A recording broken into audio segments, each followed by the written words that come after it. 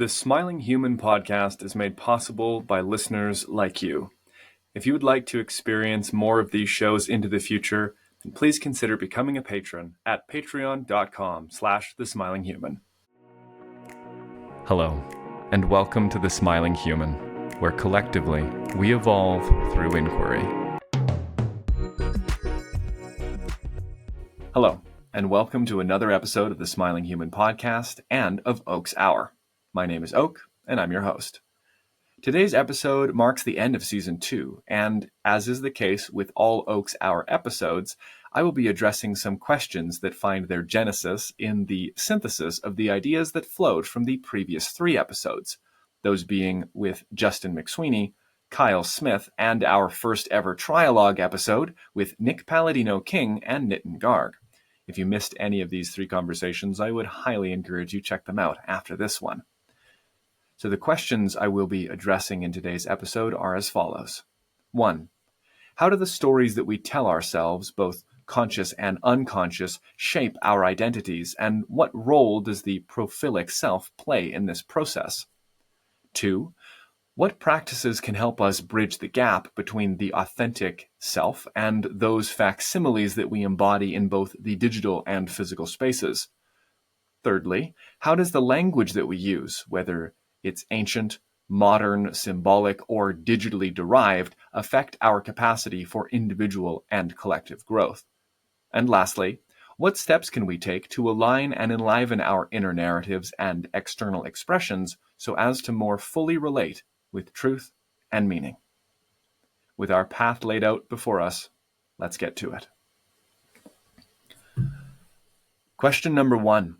How do the stories we tell ourselves, consciously or unconsciously, shape our identities, and what role does the prophilic self play in this process? For long-time listeners, what I'm about to say will come as no surprise. We need to define some terms before we can answer this question, and these terms are conscious, unconscious, identity, and prophilic self. First up, conscious. This is the space where all contents, noticed, perceived, or known can be said to reside. The conscious psyche is comprised of all things of which we are aware. The unconscious, then, is the repository of all contents of consciousness or aspects of self that are unknown, unperceived, and those that have been repressed or rejected. It should be known that the unconscious is just as capable as the conscious mind of motivating behavior and stimulating emotional responses. Although the conscious mind contains the ego-self construct, the unconscious houses its reciprocal hidden sibling, the shadow self. As for identity, I will first start by saying what it is not.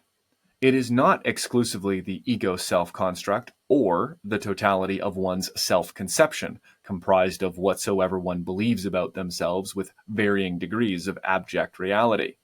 No. Although the ego-self might have aspects that grow from or are constructed out of experiences that relate to identity, this is an incomplete picture. It's incomplete as a result of the ego-self being an exclusively internal phenomenon, whereas identity is one that is primarily relational. The identity is a psychosocial phenomenon, and it finds its nascence and perpetuation inside the relationships of the individual in question. It's informed both by the authentic notion of the person as well as the distinct quality of the roles they occupy within said relationships. These roles are accepted or bestowed, and sometimes even sought, and can be illustrated by imagining some titles, like doctor, mother, jester, bully, confidant, baker, etc. You can see how each of these would and could both be projected onto and stepped into by an individual. If a person performs and conforms to the expectation of these roles, be they theirs or another person's expectations, then they fulfill the aspects necessary to bridge the gap between the worlds of identity and that of ego-self. Conversely, for an example, if my ego-self believes that I am the city's best baker, and yet I do not bake, or my goods are subpar and rejected by the community, then baker or best baker does not form a part of my identity due to the lack of social validation. Now, lastly, let's examine the prophilic self.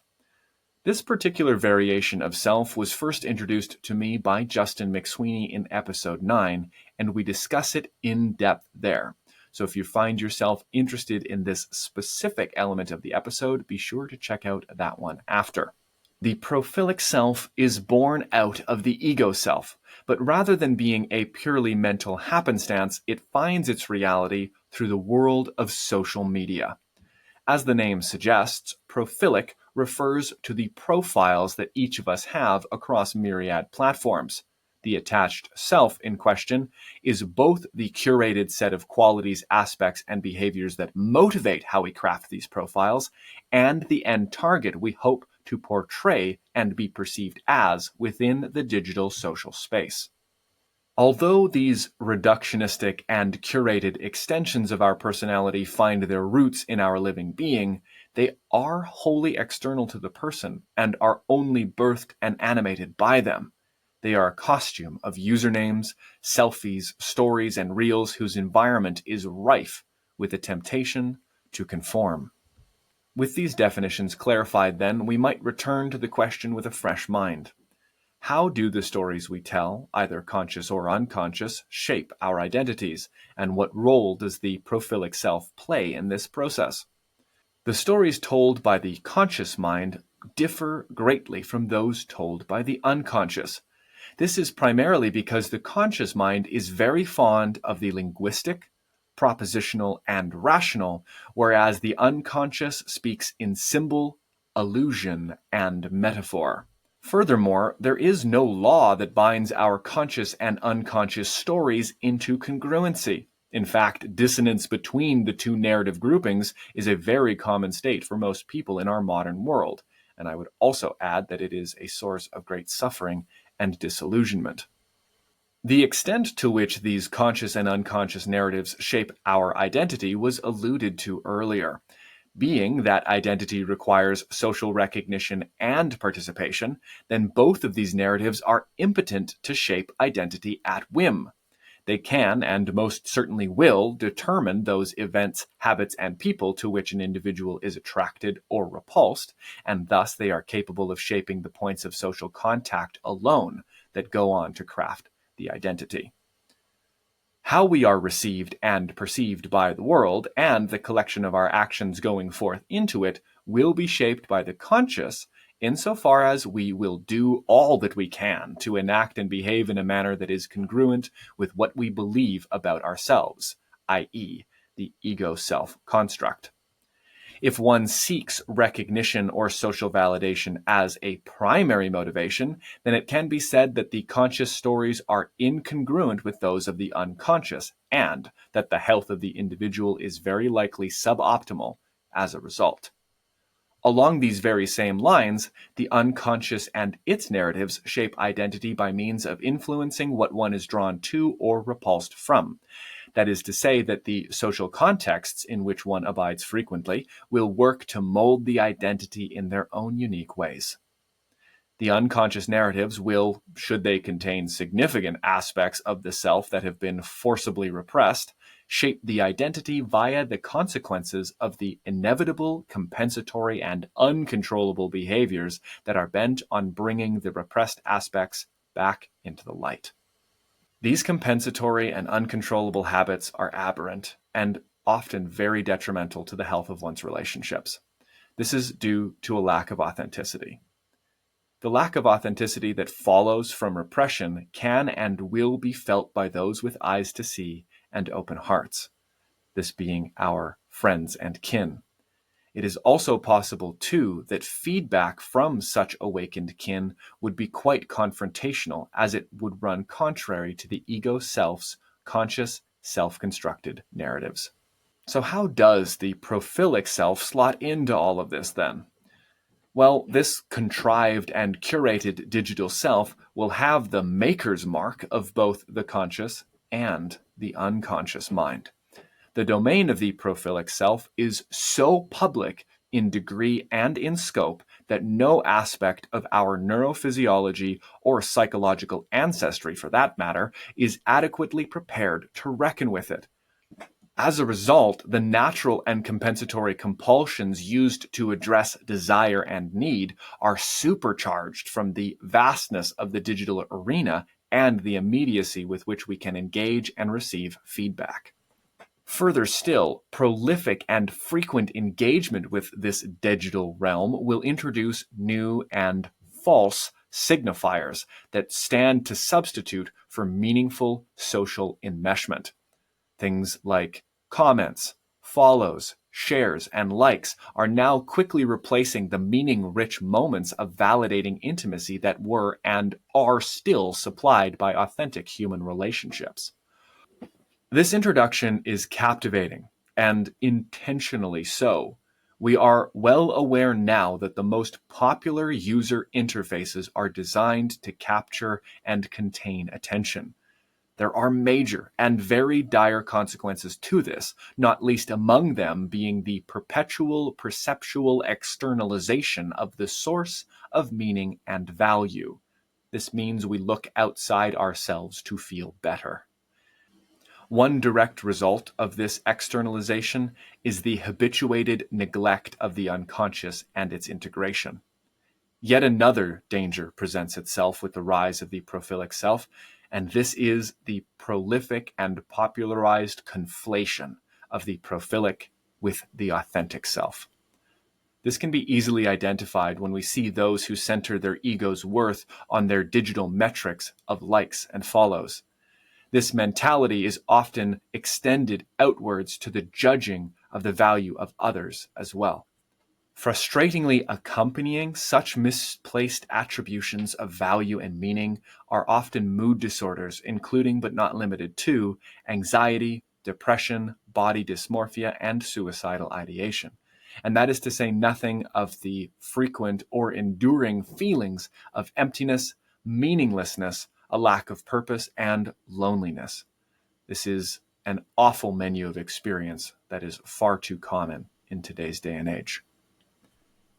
It behooves us then to find a way out of such dead ends, and thus, to this end, I raise our next inquiry. What practices can help us bridge the gap between the authentic self and those facsimiles, either egoic or prophilic, that we act out in both the digital and physical spaces? For this section, I will take it as fact that when one lives more authentically as a result of integrating the unconscious, that the temptation presented by identifying with our prophilic self all but weakens to the point of irrelevance. The same can be said for the apparently compelling reasons we withhold our authenticity inside of all of our in-person relationships. Therefore, the goal of bridging the gap ought to be better understood as bridging the gap between the unconscious and the conscious rather than the authentic and the prophilic. So our question then becomes, what practices bridge the gap between the conscious and unconscious minds such that the temptations and pitfalls of the prophilic self become all but irrelevant? Awareness is always the first and most powerful step. Therefore, identifying where you have overemphasized the reality and relevance of your prophilic self is highly recommended. Questions like, what is your relationship to social media? What feelings do you soothe by scrolling? And what is the best case scenario when you post something? Are your posts meaningful and authentic to you, or are they curated to please your respective audience? Additionally, acknowledging the existence of a very real and very unknown part of you, that is the unconscious, is absolutely necessary. Further beyond that, one must also acknowledge that the unconscious is replete with meaning. It has much to tell, much to show, and it has needs and a vocabulary that you can and ought to come to know. In order to come to know anything, we must first acknowledge that we do not know something. Then, and only then, can information begin to flow into consciousness. This applies equally for coming to know the unconscious or other aspects of self.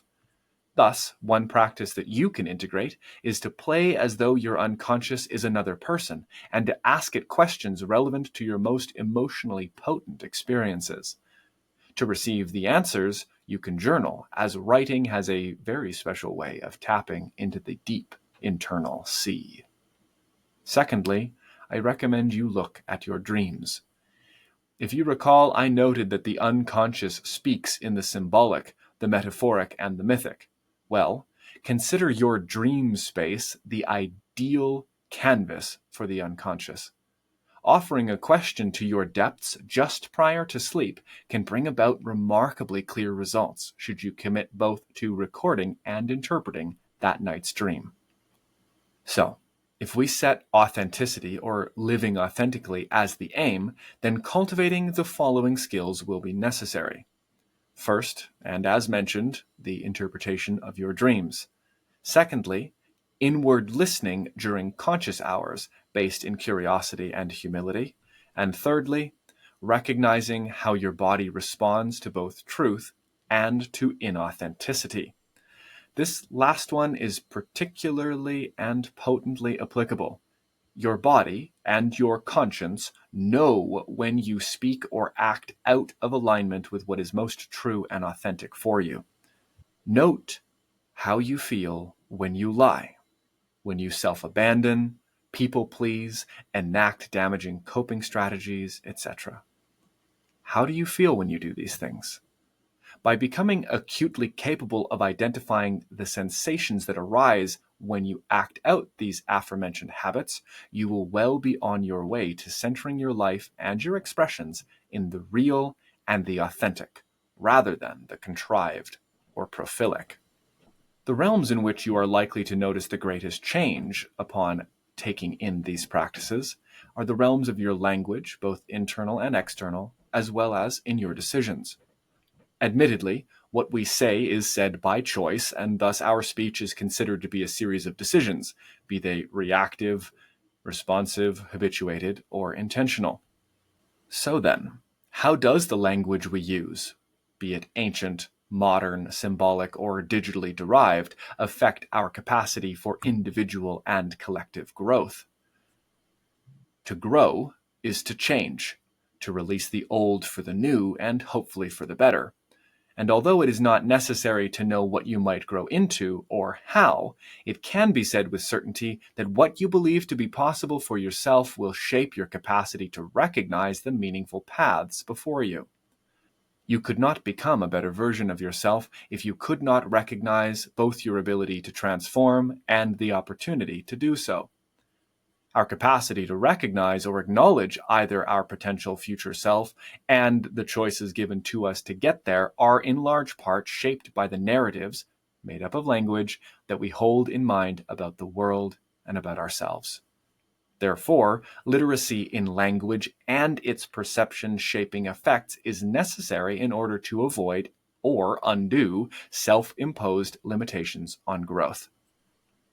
Why are you so sure about who and what you could become? Where are you still blaming others and circumstances for the suffering that you've endured? Why is conviction so tempting a robe to wear when we know deep down we are ignorant of magnitudes more than we could ever fathom? What if you don't yet know who you could become? And what if it's up to you to steward the process of your evolution to its end, rather than picking a socially approved avatar to act out for the rest of your years? When we begin to withdraw from the linguistic environments that overemphasize the ego and prophilic selves, we have but one meaningful place to go.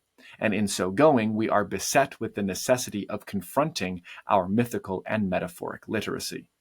I am, of course, speaking of the unconscious, but allow me to emphasize exactly why literacy in the language of symbol, myth, and metaphor is so necessary. Imagine we commit to the notion that both the entirety of ourself and the meaning of our lives is within our individual domain to determine. If we accept this, then we have nowhere to go but down, as the limits of our rationality, our perception, and intellect will have been set to attain a goal far beyond their means to achieve. When, however, we allow ourselves to recognize the inseparable ensconcement of the totality of our meaning-making within the realm of symbol, myth, and metaphor, then doors of opportunity and understanding previously undetected by the intellect will present themselves with a regularity that rivals only our biological functions. Further, and with practice, these symbolic and mythic images will trickle down into the realm of language and then can imbibe our thoughts and beliefs with a perspective that is wholly more capable of meaning-making than our intellect could ever hope for. So by weaving these two realms of knowing, the emotive, ancestral, symbolic, mythic, and unconscious, with the conscious, rational, and intellectual, we serve to more successfully encompass the totality of our humanity. And in so doing, our stories and lives will improve as a result of their being saturated by the real. Connection, saturation, and communion with the real and the true. Why is this so pertinent and so damn crucial to the betterment of human life, and to that end, to the living one's greatest authenticity?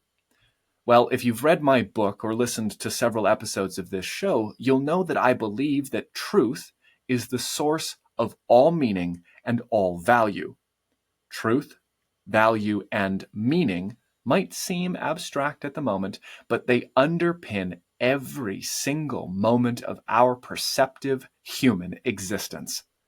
Thus, there is a great impetus to orient towards their source, ever the more in such an upside-down and distorted culture as ours. So, what steps can we take to align and enliven our inner narratives and external expressions so as to more fully relate to truth, to value, and meaning? At the risk of sounding repetitive, awareness is the absolute first step we must take when working towards the goal of personal transformation. Awareness and honesty go hand in hand.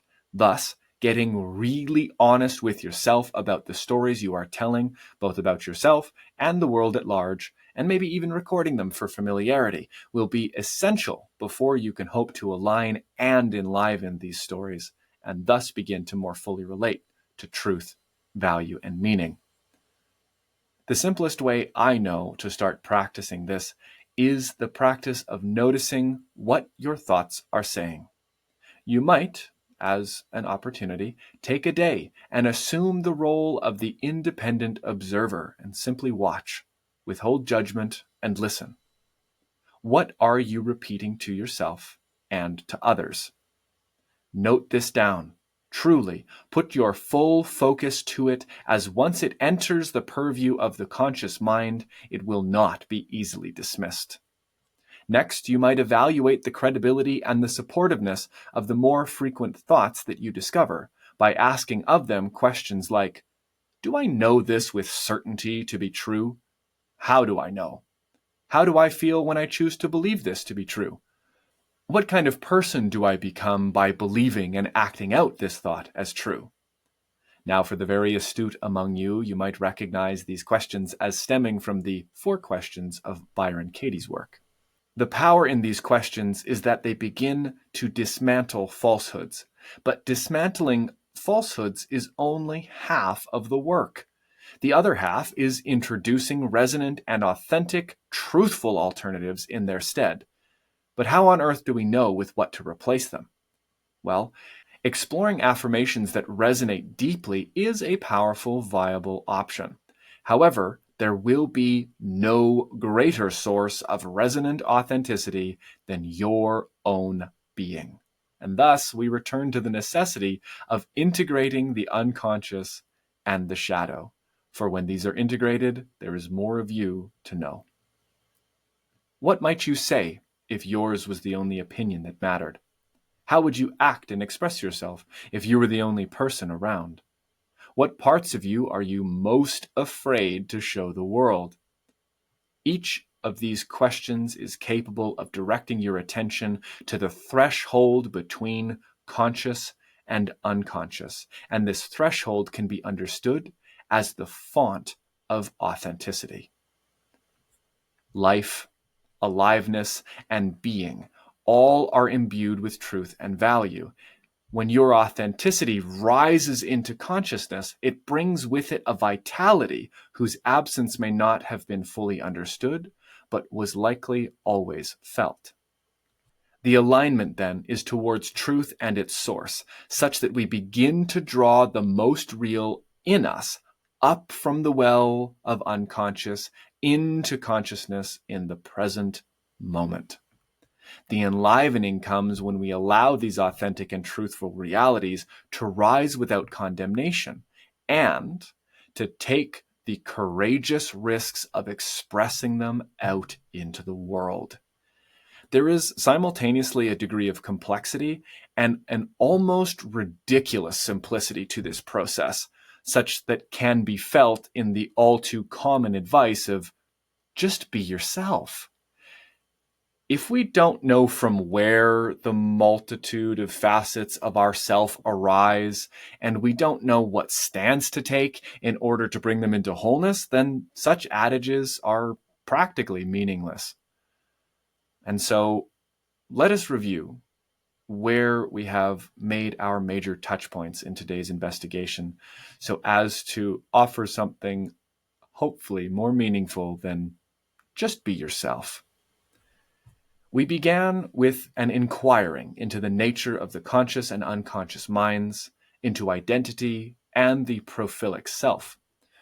We expanded this by explaining the various ways that these four psychological forces intersect and interact, and how ignorance to their nature produces a weakness that makes one more vulnerable to the kinds of temptation that perpetuate the modern miseries of anxiety, depression, and meaninglessness. I then did my best to present ways to overcome such weakness and vulnerability by illuminating what I consider to be accessible and actionable steps to come into greater connection with your authentic self.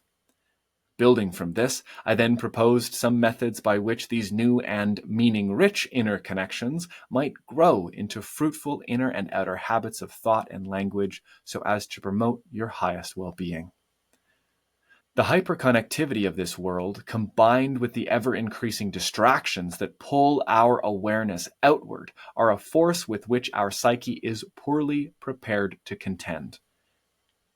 Add to that a culture that is nearly illiterate in myth, symbol, and metaphor, and you have the recipe for millions of souls with ancient cravings to be immersed in a social structure that is utterly ill-equipped to satiate. Now, it is my sincere wish that you benefited in some way from the content of this episode, and I'd like to take a moment to thank each of you who watch weekly, who listen across the various podcast platforms, who are leaving supportive comments and insightful questions. All of this is deeply encouraging, and I'm grateful to each and every one of you. And that concludes this episode of the Smiling Human podcast. Thank you so much for listening. But before you go, I have two invitations for you. The first invitation is to receive a free gift. I've created a free insight journal. This is a 30-day self-reflection and introspection journal that you can download at no cost in the description below. Go have a look and join the journey. The second invitation I have for you is, if it feels within your means and possible for you, then please head over to patreon.com/thesmilinghuman. Becoming a patron will give you access to perks like behind-the-scenes footage and access to live Q&As with me monthly. You also get voting privileges to help pick new guests or to help guide other episode content. Truly, the support of listeners like you, paid or unpaid, goes a long way. So if you could like, share, subscribe, and give a rating on the podcast app, all of that goes a long way. Thank you to each and every one of you who's been on this journey with me. See you again soon.